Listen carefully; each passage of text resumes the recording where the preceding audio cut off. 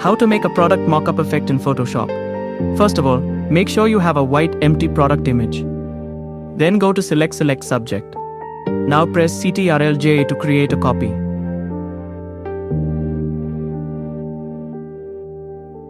Next, go to File, Place Embedded, and drag your design image over it. Reduce the opacity to adjust it properly. Now press Ctrl-T and select Distort to fit the design perfectly from each corner.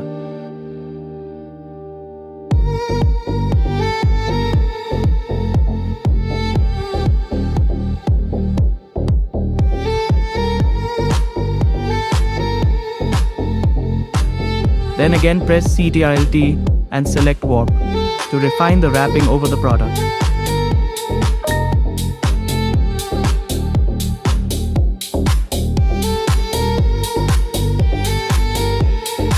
Once it's aligned perfectly, increase the opacity back to 100%. Now go to Settings, create Clipping Mask, then open Blending Options and select Linear Dodge.